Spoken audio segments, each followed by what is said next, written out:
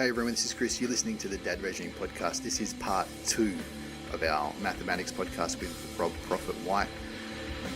You should listen to part 1 if you haven't already. We're picking up the conversation pretty much from where we left off. It's good. Good conversation. Smart guy. Let's see what he has to say.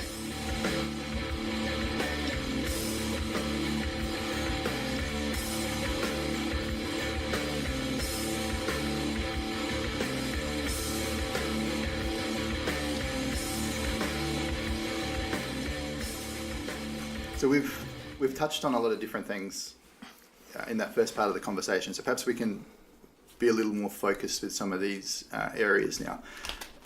What do you see as the main inhibitors for students becoming proficient at math? I would say that a lot of the time, a biggest inhibitor for a child is that resilience, persistence to have a go. Now, to break that down, it's exposing kids as a parent, and it doesn't come naturally to us because we want to go and help. But because we can over scaffold unintentionally, we can cause problems later on. So I get parents to actually get your kids, get them to pose their own problems. Ask a kid to come up with their own maths problem. I would interrogate a kid to say, how did you get that? Are you sure there's not another way? What do you think? As a parent, show them what you did. Get your child to look at that, because all the time you're breaking down. You want to, because we need to show kids that there are lots of ways of doing things. There's not just one way. I was taught one way to multiply, but I always find that when I ask parents, if I ask them to do 15 times 8, for example, I will get probably 6 or 7 different methods. And those parents will often say to me, I wasn't taught that at school. That's just what my brain does. I said, congratulations, you just demonstrated critical and creative thinking by your brain is looking at those numbers, whether it's 10 8s plus 5 8s or 4 times 30 or whatever. And suddenly their minds spark. Oh, wow. Because they feel good. Oh, I can do that. Of course you can do that. You don't need to do it that one way. And so that is a great takeaway. As a parent, don't feel ashamed that you can't do maths or you can't have a go. Get the kids to show you what they're doing, because that is great for them. For a kid to explain to somebody else, we know that's one of the highest forms of understanding. So as a parent, you are perfect for that, because you want the kids to show what they do in maths or any subject outside that maths classroom. So getting them to focus more on defending and looking at ways to solve basic addition, subtraction, multiplication with whole numbers. With older kids, I'll do it with fractions and decimals, because that's the sort of everyday maths they need. Or numbers like 4,000, 10,000, nice round, easy numbers that often come up on the QCS Year 12. It's not so much the numbers are hard, they want them to be able to round and find half or a quarter. So that would be one great thing. I would say another thing to know to help is just to get them to, just converse with you as a mum or dad about how they're feeling about maths. What part of maths do they like, don't they like, because again, open up to them. As a parent, tell them what you didn't like, because you might be great at shape. Do you use shape in your workplace? Get them to see shape, get them to realise shape, because if shape's an area that they like, then by all means use it, because the ancient Greeks taught all their maths through shape and geometry. So, and I went to a PD years ago where a lot of kids like chance, probability chance. They find it intrigues most people. And so there is a way of using most of their number skills through the lens of chance and data to get them to do it. And I tried that recently with grade 6s. I gave them some nutrition, and they had to, one class had a basic test of just drill, here's a table, decimals, fractions, percentages, let's convert between the ones. That I'm sure resonates with most of our listeners of, oh my God, I remember doing that. Yeah, but then I gave one kid some graphs with different foods, and they had to come up with a menu to make so many calories using this. An hour was gone. Now they were doing it, linking it, but they were able to use, apply, engage with, participate, and remember and retain all that information. So getting your kids to have a go with looking at ways, what they're doing in school, as a parent, try and find it when you go out, because it's there. And it'd be good for mums and dads to have a look at that as well. So those will be two things before we do the final tips at the end. Those are two things that you can do straight away, you know. And they would be the same advice you would give to teachers. That's the same advice that I do when I do my professional learning, you know, for the State Department or even at university for new trainee teachers. I get them to open up about their own memories, and it's quite interesting for me to see, you know, students coming back to university to be teachers in their 30s and 40s with these inhibitions around maths. But once they see, oh well, have you tried doing it this way? It's been, suddenly it's like an aha moment, like 40 years later. It's like, well, why couldn't we see that before? Or have you thought about using looking at place value in the form of houses? Oh, that makes sense to me. It's just looking for things. I think every parent will say that their kids are different.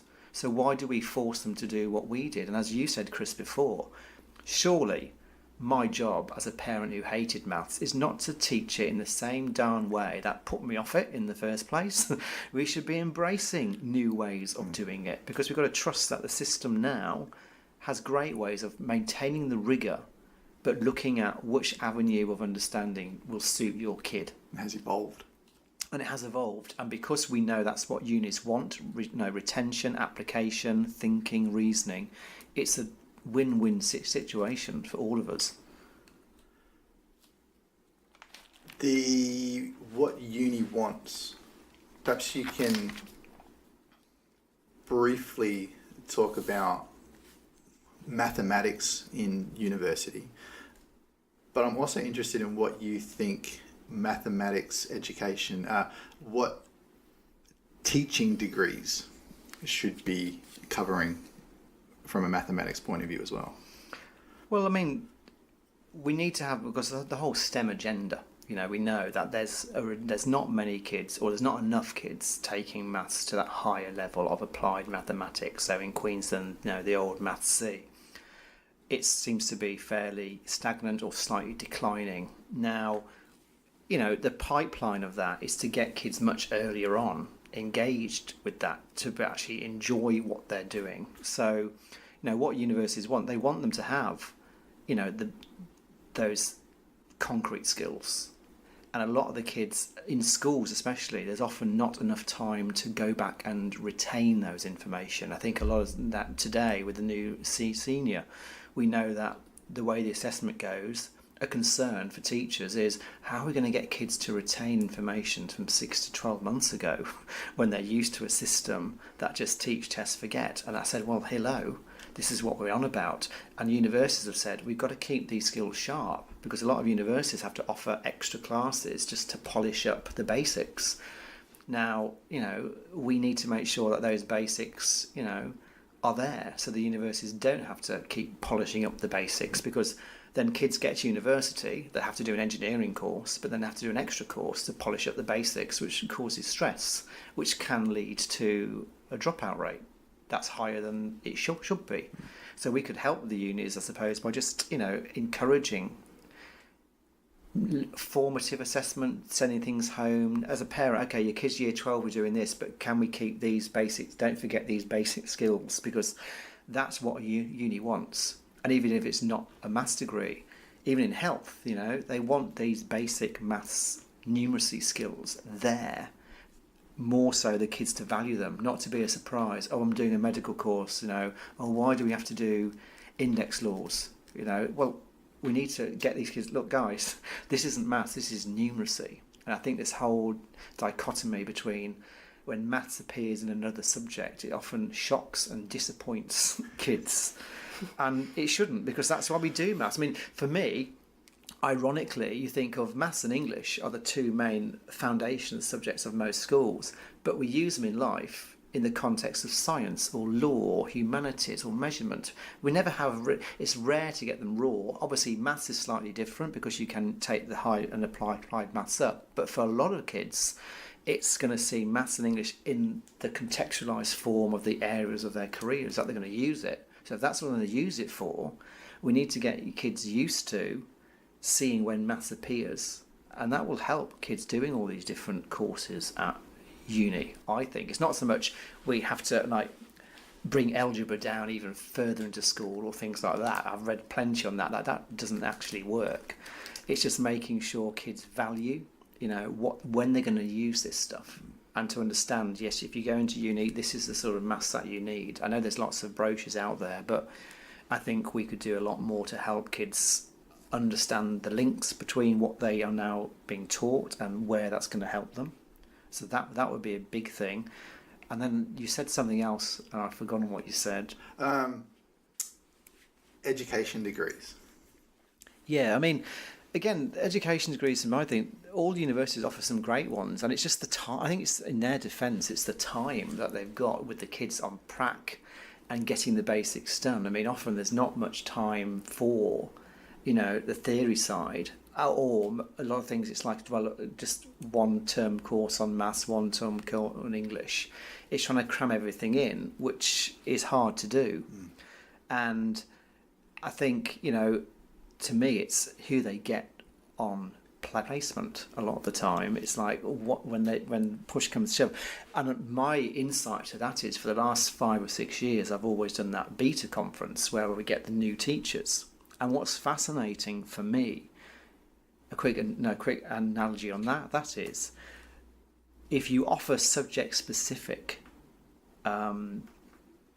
workshops, they're not that well attended. Right. And I've actually used my marketing thing to change semantics. So for a few years I've done the maths stuff that I do, and it's been attended by a few. Just say there's 300 people go to these things, you might get 15 or 20. But then if you change it to a behaved thing, motivate your kids with it, suddenly you're up to 60 come.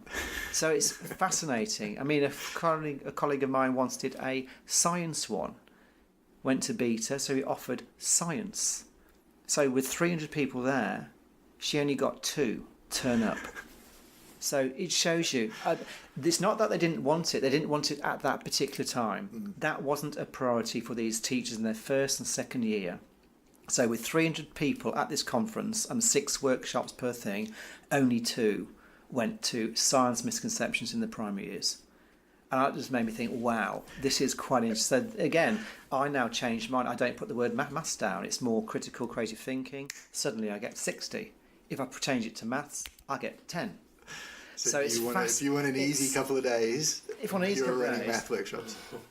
So it's changing. It's changing it's changing the worldview of what maths and numeracy is. And I think that's the hardest thing. Everybody thinks they know what it is, but not many people do. And that's why if I did a parent night call it maths night, fun maths night, a lot of parents would say, what the hell are they talking about? You can't have fun and maths. I'm not going to that. But when you turn it into games and things like this, like at Gympie, when we had about 280 turn up with a cluster of schools on a Tuesday night at the Civic Centre, that's powerful, because it was the kids who said, Mum, Dad, you've got to come to this because it's going to help me. And that was great. Whereas another time, my first one I did as a parent thing, maths night to help your kids, 12. I wonder how many you'd get if you called it how to get your child into an extension math program.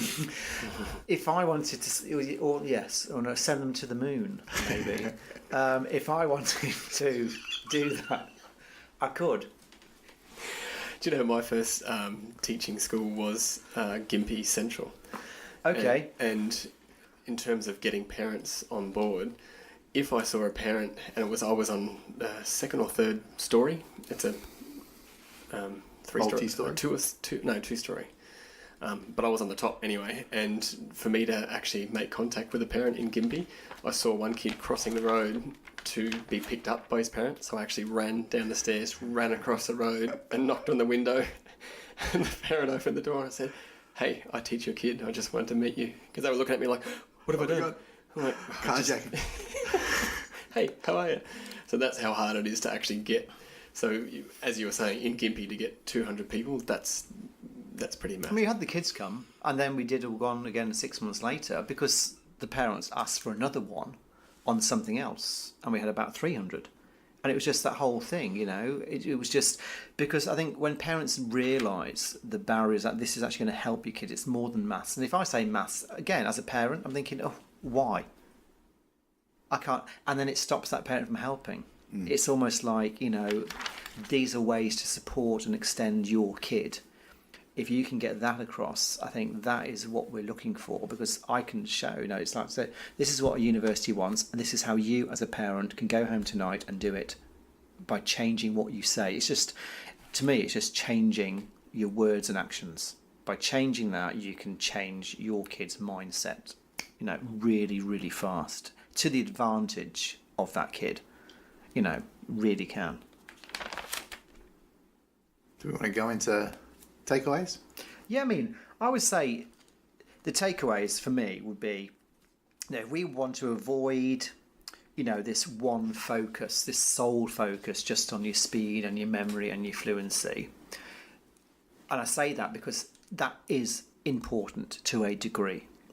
But as a takeaway, I think number one for me would be, you know, the positive role model. Now, what I mean by that is, as a parent, asking about what they're doing in maths, asking to share, comparing and contrasting your strategies, because this is about, we want kids to see lots of different ways of doing stuff. And it's not about just replicating that. As a role model, you are getting your kids to explain it, try things out, look at similarities and differences. Whether I'm in year 1, looking at adding 3 plus 6 plus 4 or something like that, looking at different ways of doing that. Whether I'm in year 8 or 9, looking at the connection between index notation, 10 to the power of 3 to 10 to the power of 2. Is there a quick way of doing that? What way have you been shown? Let's have a look at this together. As a parent, you'll find that a lot of the maths, the foundations are actually quite basic. So you can actually be quite a positive role model. Going out, I know it's quite contrived to say going out and just shopping, because a lot of things aren't done there. But just getting kids to estimate how much those two items would be. We don't use cash anymore, hardly. It's a cashless society. So, but looking at the labels and things, looking at that, the quantities per 100, getting them to guess, getting them to estimate. You know, those things are really useful. If a kid sees the mum doing it or the mum valuing it, that can be worth 100 hours of lesson time. Yet parents want their kids to help. Yet they are the biggest resource for this, and it requires no technology, no purchasing of products. You know, we've done that. I'm not saying the products aren't useful. Of course they are, but that's not on them on their own is going to help your kid. That's part of it. Another thing is promote as a parent. So role modelling in one, and the second one is like promote that reasoning and thinking. Get your kids to have a challenge. Get your kids to pose a question in the car on the way to school. Get your kids to come up with a problem for you to solve. It just makes them think. Problem solving is about problem posing as much as solving. That's what the curriculum says. And we need to get kids to actually, you know, pose their own problems, get them to come up with 2 or 3 ways of solving something, get them to defend.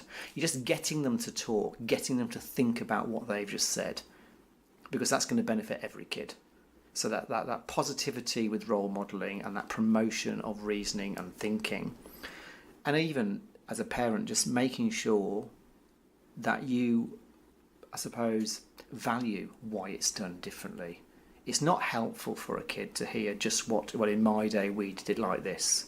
You know, that might be well and good, but we need to embrace all the different ways, because there's now a different destination for a lot of these kids. It's not the same. The job market for us is not the same for them. We need to make sure there's that diversity. We need to make sure there's that there. And, you know, helping, you know, coming in, offering things, looking at ways. I mean, times tables is a big one. You know, making sure that you show kids or get the kids to talk to you about. We all want automaticity for times tables, but it's how they apply it. Yeah, they know 9 eighths is 72, but what about 15 eighths? If a kid says, oh, we've not done the 15 times table yet, you think alarm bells sound. Well, you know your 10s, you know your 5s, put the two together. So as a parent, we need to make sure Automaticity is what I want, what everybody wants. But the reason why it lacks is because we're not obviously positively modelling it. And if chanting, which can work, it works for some, but often with chanting, you say because there's no rhyming of words, it's just a rhythm. What I mean by that is it's just a certain beat, like do do do do do do do do do do do. You can come up with like 3 8s are 28, and a kid can learn that. It's wrong. You see, there's no actual the rhyme between the words. It's just a rhythm that they have to do, and so therefore we've come across kids who just chant things out, and they've somewhere along the line the numbers have gone wrong, but they just keep doing it, and then it gets cemented. Like 3 8s are 28. No, they're not. Yes, they are, because I've just said That's that. what I said. That's what I said. So you've got to be careful. But chanting works, but then, getting them to visualise it. So again, this is all about being a positive role model. Is sitting them down for 5 minutes and just getting them to show me what you've done at school today. Show me what works for you. Show me what you don't. Tell me what you don't like about maths. Tell me what you do like about maths. But use the word maths as it's meant to be. Maths is not just fluency. Oh, in maths today we've been talking about how to do these problems. That's maths. It might be a week where there's no arithmetic, but arithmetic is a segment. So as a parent, value that. Your kid might be good at valuing and reasoning, which is fantastic. We want them to be good at that. So those would be 2 takeaways: positive role modelling, and then promoting that reasoning and thinking, and supporting where you can. If kids come home with some homework or things, just getting them to talk about how they're feeling about maths, whatever. So I would say that would be some useful things to go. Absolutely. Joe, you got any questions, points? No, I do not. No, I do actually. If you're thinking still, what can I do? It is the show me how to do this. Teach me what you did today. Like, pretend that you don't know it. Or if it's like, that's not what we did in our day, we did it like this. Show me how you do it in your day. That exchange, that invitation to, hey, I don't know something, or I want you to teach me what you do know, and we can have those conversations. I want to ask you, you had a list of words: discuss, defend, justify, that all sound very cool. If you were trying to work on helping your kid to justify, what would be the lead-in question from the parent to the child? For words like that, for getting them to justify, it's like, how could you prove your answer's right? Could you do it a different way? How do you know your answer fits the question? Because you're getting the kids to do things like that. Show me 2 ways that you can get to the answer. So you're getting them to defend. So then you're defending. Yeah. So those 3 words. As a parent, I would say, and I'll be talking about this maybe if we have like on the coast sometime, like a parent's information evening on this, which we've got in term 2, around decode, decide, defend. Decoding, getting your kid to tell them, what do I have to do with this actual problem? Tell me, what do you have to do? What maths do you need for this? What steps would you take? Draw your plan of attack. That's decide. No, that's decoding. Decide. Okay, now you've decoded it. Decide on what your plan will look like. What will you do first? How will you solve that? What's your answer? Are you rounding? Are you doubling? Are you estimating? And then defend. Can you now defend to me? So if you can decode, decide, defend, those 3 are the 3 things that are assessed in high school, right up to grade 12 and at university. And before, as a parent, we only valued decide, which is decide on your answer. Here's your answer tick. They're going to lose marks for decoding and lose marks for defending. And not just parents who have only valued that. Yeah, and decode and defend are more complicated to write as software. So most apps is just decide. Decide on your answer. 3 times 5, 2 times 4, 8 times 6. Bang, bang, bang, bang, bang, bang, bang, bang, bang. And we need to educate parents to say, look, I can show you all these things available. They're all great. But let's have a well balance, because I could then say to the parents, look, you've got some great activities, but they're all decide. Your kid's not decoding, not defending. They're going to be at risk. And that will manifest itself as in reluctance to do things, getting upset, switching off, and as a parent, that's going to hurt me. So we need to make sure they need to decode, decide, defend. Those three elements, those three pillars are essential. And what happens is, for all kids I've come across in my 12 years of research in this area, of working with thousands of kids across hundreds of schools, when one of those decode, decide, defend pillars is unstable, it causes issues all the time. But the good news is they can be remediated once you've identified what that problem is. Because underneath all that is their disposition. You see, if they're feeling anxious, let's target that first. Why are they anxious? The other day I had a year 9 kid say they hate maths, and it was traced back to year 5. They actually traced it back, a boy in year 9 to year 5, some bad experiences with adding and subtracting fractions. The class went too fast for them, and that in 4 years that has just manifested itself into a blockage in their head of I hate maths. You think, oh my God, that could have been remediated, you know, because by now it'll take a long time to get them. That can't be remediated in a week. That needs a constant battle, which teachers haven't got the time to do for one person.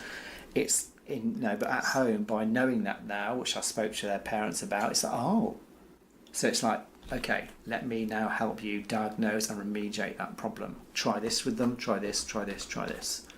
I think that's what we try and do with parents, is to teach them how to diagnose and remediate, or even prevent these problems from happening.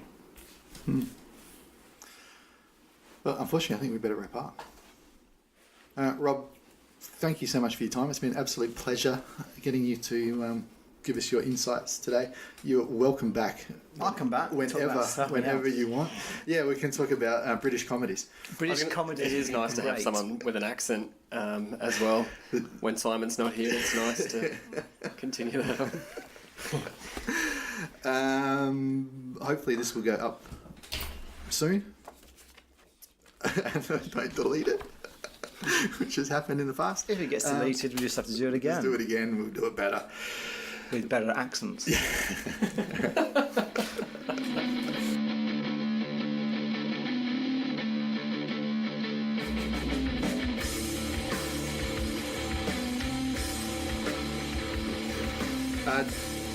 Joel, what's on your playlist? I've been running Tones and I, who is a Byron Bay busker. I think she teams up with Tones. And the song Johnny. I said it to you a while back. I said, I've just heard this song for the first time. It was fresh on Triple J, and it could be a really polarising song. Her voice is either I like it or I hate it.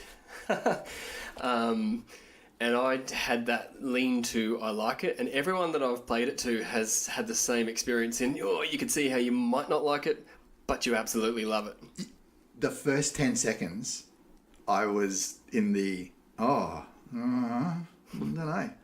But then after that, it just blew me away. Yeah. Yeah, but I do get, like, if you were just flicking through the radio and that was the first, you only heard the first 10 seconds, you go, oh no, I might not listen to that. The narrative act is what gets me. The strangeness of her voice coupled with the narrative that she's running is fantastic. Since then, that must have been, 4 weeks ago? Yeah. Since then, she's hit number 1 in Spotify, number 1 iTunes, and absolutely blown up. She's giving you permission to play that, right? I got her before she blew up. I've got the message on Messenger where she says, "Sure, go for it." That'd be on great. wrap up, that's the song that you hear. Tones and I, Johnny.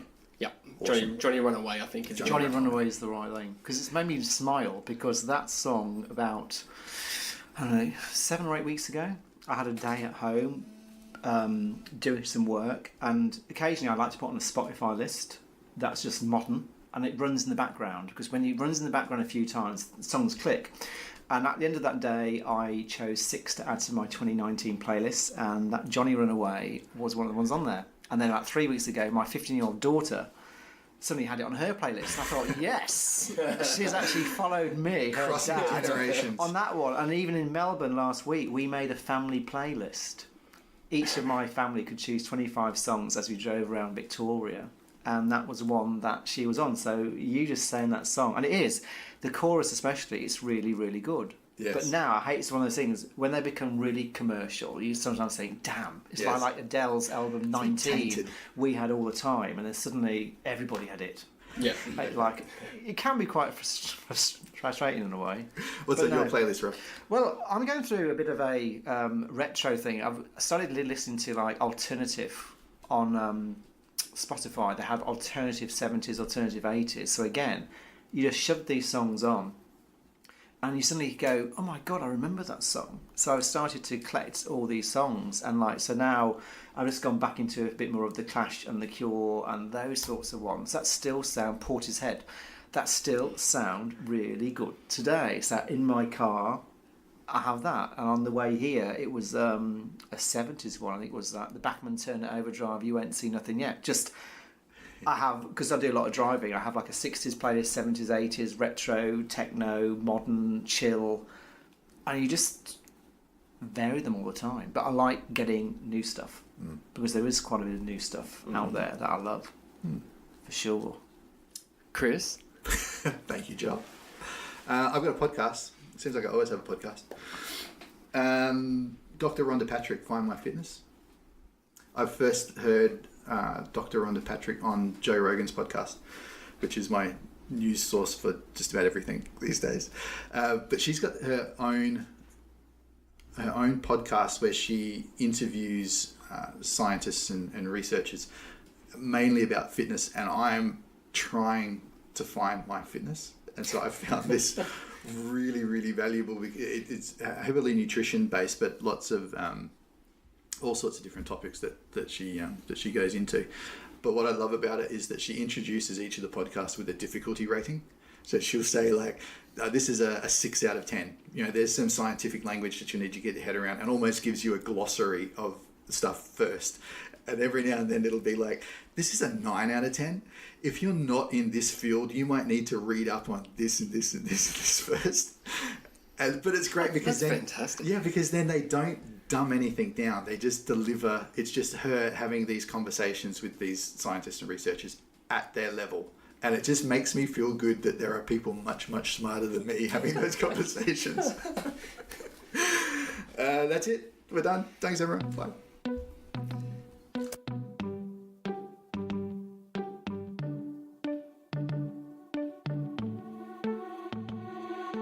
Johnny was a young boy, he liked playing at the park. And Johnny said, oh, Dad, can you take me now? Johnny was young, never heard no one too early for that. He was at the park, he met a boy named Jimmy. He's a cutie, and he chose him both. Take my soul, share my crayon, share my goals. His daddy walked by with his sigh, said, Johnny, sit by my side. I'm gonna give you the best advice you'd ever heard in your life. See that boy named Jimmy, yeah, he's a cutie, but no, Johnny, no. Johnny, run away, no, Johnny, no. Johnny, run away, no, Johnny, no. You get picked on by another, better go run for cover, yeah. Johnny, run away, no, Johnny, no. Johnny, run away, no, Johnny, no. You get picked on by another, better go run for cover. Johnny started high school at the front of the bus. Some boys yelled, oh man, come sit with us. Johnny found a seat with a boy named Pete and felt it again. As he was trying to play pretend, the feelings came rushing in. And he thought, Johnny, run away, no, Johnny, no. Johnny, run away, no, Johnny, no. You get picked on by another, better go run for cover, yeah. Johnny, run away, no, Johnny, no. Johnny, run away, no, Johnny, no. You get picked on by another, better go run for cover. And I don't wanna talk about the trap, I dream big, real big. Since I've been on daddy's lap, got my dreams by my side, keep them in my pocket so that when I get the chance I can rip it out and rock it. It's like my golden ticket, it's the reason that I'm here. Everybody has a dream, they're frozen by fear. We won't dance in the rain, we go and run for cover. All there is to blame is getting picked on by another. So we go and find someone that will love and support us, says they adore us, maybe fought for us. Then we forget about ambitions and decisions were changed. I think that I was only 7 when, oh, Johnny, run away, no, Johnny, no. Johnny, run away, no, Johnny, no. You get picked on by another, Better go and run for cover, yeah. Johnny, run away now. Johnny, no. Johnny, run away now. Johnny, no. You'll get picked on by another. Better go and run for cover. Johnny, run away now. Johnny, no. Getting picked on by another. Better go and run for cover. No, no, no, no. Johnny, run away now. Johnny, no. Getting picked on by another. Better go and run for cover. Na na na.